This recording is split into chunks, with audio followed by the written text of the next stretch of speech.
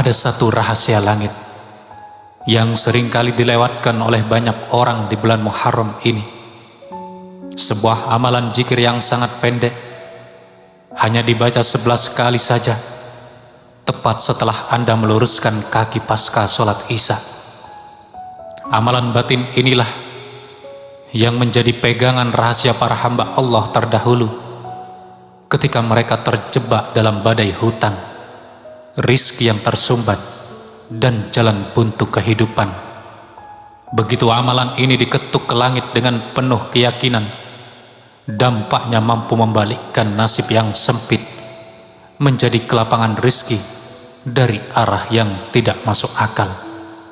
Apa sebenarnya lafaz zikir penembus langit ini, dan bagaimana cara mengamalkannya agar pertolongan Allah itu langsung datang ke rumah Anda? Mari kita bongkar rahasianya satu persatu.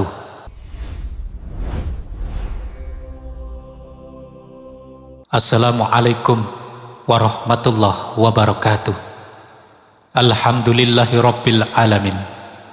Allahumma sholli ala Sayyidina Muhammad wa ala ali Sayyidina Muhammad, amma ba'du. Segala puji bagi Allah Tuhan semesta alam, yang dengan limpahan rahmatnya kita masih dianugerahi kesempatan untuk bersua kembali di majelis ilmu serambi surga ini. Untayan sholawat beserta salam semoga senantiasa tercurah abadi kepada uswatun hasanah kita, baginda Nabi besar Muhammad sallallahu alaihi wasallam.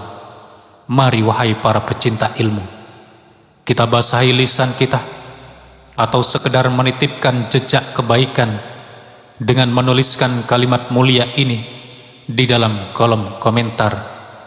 Allahumma sholli ala Sayyidina Muhammad wa ala ali Sayyidina Muhammad.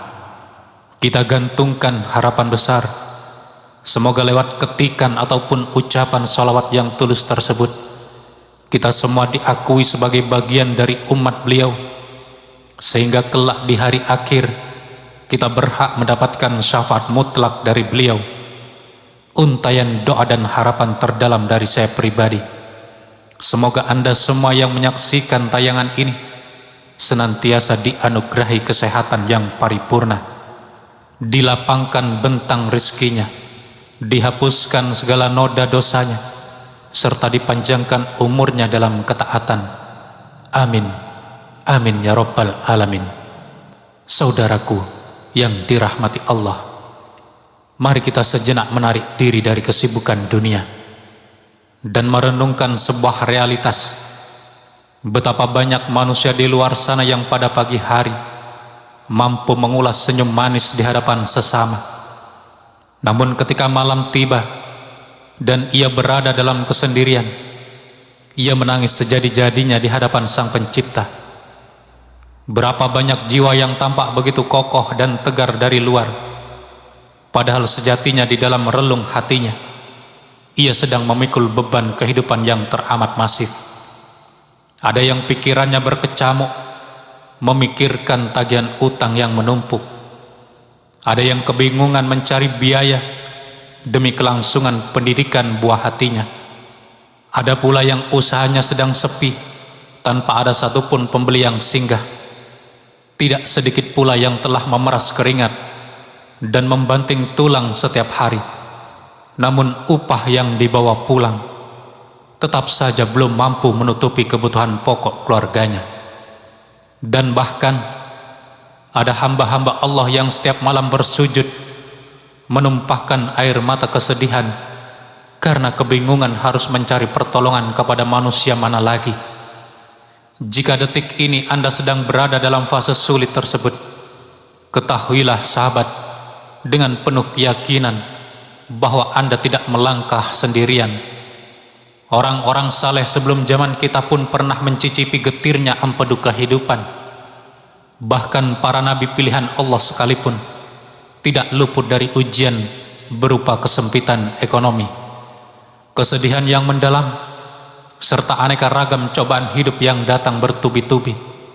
Namun ada satu rahasia besar yang membuat mental dan iman mereka tetap berdiri kokoh, yaitu mereka sama sekali tidak pernah memutuskan tali hubungan spiritual dengan Allah Subhanahu wa Ta'ala.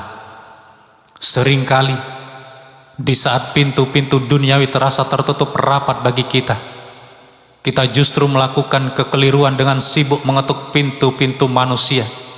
Kita menggantungkan ekspektasi terlalu tinggi kepada sesama makhluk, dan energi kita habis hanya untuk memikirkan bagaimana penilaian orang lain terhadap kondisi kita.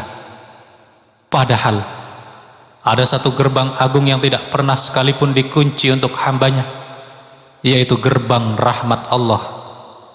Ketika seisi bumi tidak memiliki kemampuan untuk mengulurkan bantuan kepada kita, Allah memiliki kuasa yang mutlak untuk menolong kita. Ketika manusia memberikan kekecewaan, Allah tidak akan pernah mengecewakan hamba yang bersujud kepadanya. Di saat mata lahiriah kita tidak mampu melihat celah atau jalan keluar, Allah sejatinya telah mempersiapkan jalan keluar tersebut jauh sebelum lisan kita bergerak untuk memohonnya. Oleh sebab itulah, pada majelis yang mulia ini, kita akan mengupas secara tuntas sebuah untaian zikir yang sangat monumental, sebuah zikir yang menuntun jiwa kita untuk menerapkan konsep tawakal secara totalitas dan bersandar sepenuhnya hanya kepada Zat yang menggenggam semesta. Kalimatnya ringkas, sangat ringan untuk dilafalkan, namun mengandung kedalaman makna yang luar biasa bagi siapa saja yang tengah dihantam badai kesulitan hidup.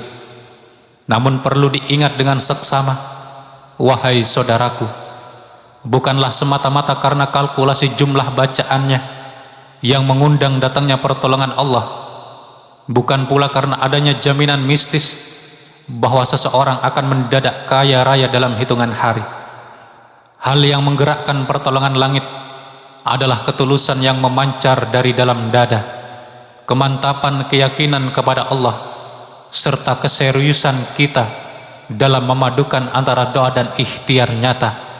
Oleh karena itu, simaklah ulasan ini tanpa ada satu bagian pun yang terlewati, karena di sesi akhir nanti saya akan memandu Anda mengenai tata cara pengamalannya agar mencapai tingkat kehusuan yang maksimal. Semoga apa yang kita pelajari pada hari ini menjadi pemantik turunnya keberkahan, ketenangan batin, serta kelancaran rizki dari Allah Subhanahu wa Ta'ala. Amin, amin ya rabbal alamin. Namun sebelum kita melangkah lebih jauh ke dalam inti pembahasan, alangkah indahnya jika kita saling mendoakan. Silahkan Anda ketikkan apa saja yang menjadi hajat terbesar, impian, serta doa-doa khusus Anda di dalam kolom komentar agar bisa kita aminkan secara berjamaah. Sebab jika ada 40 orang mukmin saja yang mengaminkan doa kita dengan tulus, maka atas izin Allah, doa tersebut akan langsung diijabah oleh Allah Subhanahu wa Ta'ala. Amin, amin, Allahumma amin. Dan bagi Anda yang baru pertama kali menemukan channel Serambi Surga ini, silahkan luangkan waktu sejenak untuk menekan tombol like, subscribe, dan nyalakan lonceng notifikasinya agar Anda tidak ketinggalan saat channel ini menyajikan video-video edukasi Islami yang terbaru. Sebagai bahan renungan kita bersama, ada sebuah kisah nyata yang syarat akan inspirasi mengenai dahsyatnya kekuatan tawakal kepada Allah. Tersebutlah seorang pria sederhana bernama Pak Rahman. Beliau menggantungkan hidupnya sebagai seorang pedagang kecil-kecilan di sebuah pasar tradisional. Rutinitas hariannya dimulai sejak sebelum fajar menyingsing dan baru kembali ke rumah saat hari sudah gelap. Namun selama beberapa bulan terakhir, roda perekonomiannya berjalan lambat, dagangannya sepi peminat, dan pendapatannya merosot tajam. Padahal biaya domestik keluarganya justru kian melonjak. Suatu hari, ia dihadapkan pada tenggat waktu pembayaran sekolah anaknya. Sementara stok beras di dapur sudah menipis dan sisa uang di dompetnya tidak akan cukup untuk bertahan hidup beberapa hari ke depan. Menghadapi situasi pelik ini, Pak Rahman tidak mengumpat pada keadaan ataupun menaruh dendam pada siapapun. Malam itu, selepas menunaikan ibadah sholat Isya, ia memilih beriktikaf sendirian di sudut ruangan rumahnya dengan hati yang bergetar penuh harap. Ia memperbanyak jalinan istighfar, memanjatkan doa, dan menyerahkan seluruh bundel urusan hidupnya kepada Allah. Konsistensi amalan tersebut terus ia jaga setiap malam, bukan didasari nafsu untuk cepat kaya, melainkan karena keyakinan penuh bahwa Allah adalah sebaik-baiknya entitas penolong dan pengurai benang kusut kehidupan. Hingga pada suatu hari, sebuah keajaiban yang tidak pernah ia duga sebelumnya terjadi. Seorang pelanggan lamanya yang sudah bertahun-tahun hilang kontak tiba-tiba menghubunginya kembali. Pelanggan tersebut langsung melakukan pemesanan komoditas dalam skala yang sangat besar. Bahkan tanpa diduga, ia turut mempromosikan dagangan Pak Rahman kepada kolega-koleganya yang lain. Sejak momentum tersebut, kedai kecilnya kembali didatangi oleh banyak pembeli. Keuntungannya meroket, kebutuhan rumah tangganya terpenuhi, dan utang-utang kecil yang selama ini menyumbat ketenangan pikirannya dapat dilunasi satu persatu secara bertahap. Ketika orang-orang di sekitarnya penasaran dan menanyakan apa rahasia di balik titik balik kesuksesannya, Pak Rahman hanya menjawab dengan retorika yang amat bersahaja bahwa ia sama sekali tidak memiliki jimat atau rahasia khusus apapun. Kisah empiris ini memberikan pelajaran berharga kepada kita semua bahwa skenario pertolongan Allah kerap datang dari pintu-pintu yang tidak rasional bagi logika manusia. Tugas utama kita sebagai hamba bukanlah sibuk menganalisis mekanismenya, bagaimana cara Allah menolong kita, melainkan tugas kita adalah konstan dalam berdoa, maksimal dalam bekerja, dan totalitas dalam bertawakal. Sebab manakala seorang hamba telah memposisikan dirinya bersandar secara penuh kepada Allah, maka Allah sendiri yang akan mencukupi segala lini kebutuhannya dengan metodologi terbaik menurut versinya.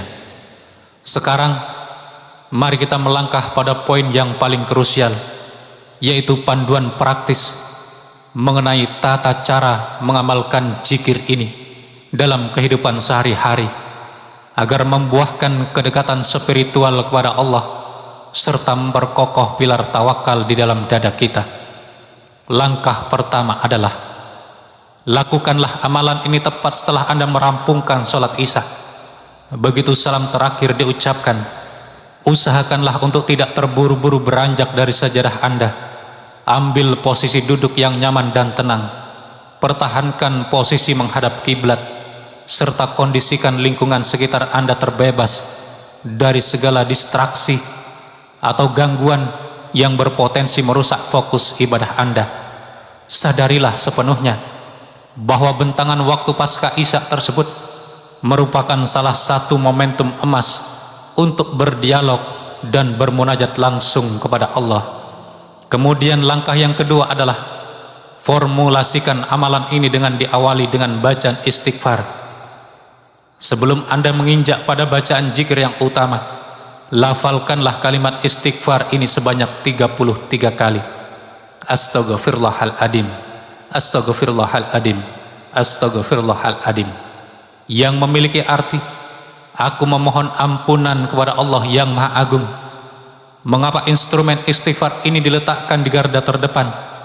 Karena tumpukan dosa dan kekhilafan yang kita lakukan sehari-hari disinyalir kuat menjadi faktor utama penghambat turunnya sinyal keberkahan dan pertolongan dari Allah. Dengan untayan permohonan ampunan ini, kita sedang melakukan pembersihan ego dan hati agar layak saat melakukan dialog intim dengan Allah. Kemudian langkah yang ketiga adalah luruskan orientasi niat Anda. Setelah beristighfar, pejamkan kelopak mata Anda sejenak dan hadirkan kesadaran penuh di dalam hati. Pancangkan sebuah resolusi niat di dalam batin. Ya Allah, sesungguhnya aku meluangkan waktu untuk mengamalkan zikir ini semata-mata demi merengkuh ridhamu. Aku bersaksi atas segala keterbatasan serta kelemahanku, dan aku hanya menggantungkan harapan kepadamu. Mohon jangan jadikan ritual ini sebagai benih kesombongan atau sekedar alat untuk mengejar kemegahan duniawi, namun jadikanlah ia sebagai manifestasi murni dari penghambaan dan tawakalku kepadamu. Kemudian langkah yang keempat adalah bacalah zikir inti ini sebanyak 11 kali. Lafalkanlah kalimat tersebut dengan tempo yang pelan, hayati setiap suku katanya, dan penuhi dengan rasa optimisme yang tinggi. Kalimat zikir mulia tersebut adalah hasbunallah wa ni'mal wakil, ni'mal maula wa ni'man nasir. Hasbunallah wa ni'mal wakil, ni'mal maula wa ni'man nasir, yang memuat arti yang mendalam. Cukuplah Allah menjadi penolong kami. Dia adalah sebaik-baik pelindung dan sebaik-baik penolong. Ulangi bacaan ini hingga hitungan ke-11 dengan kondisi batin yang benar-benar pasrah tanpa syarat kepada Allah. Rasakan dan visualisasikan bahwa seluruh beban psikologis Anda, rasa sedih, ketakutan akan masa depan, dan impian-impian besar Anda saat ini sedang Anda titipkan dengan aman ke dalam penjagaannya. Kemudian langkah yang kelima adalah panjatkan doa dengan penuh untayan penghambaan. Usai kalimat zikir ke-11 selesai Anda ucapkan, tengadahkan kedua telapak tangan Anda ke atas langit dan mulailah berbicara kepada Tuhanmu. Sebagai contoh, Anda bisa merapalkan doa berikut ini. Ya Allah, seandainya bentangan rezekiku saat ini masih terasa sempit, maka dengan kuasa-Mu lapangkanlah.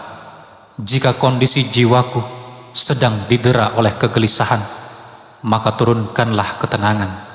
Jika pundakku sedang memikul beban utang, maka mudahkanlah jalur pelunasannya. Dan apabila keluargaku tengah didera kemelut kesulitan, maka anugerahkanlah jalan keluar yang paling indah ya Allah. Cukupkanlah mata pencarianku dengan rizki yang statusnya halal lagi membawa berkah.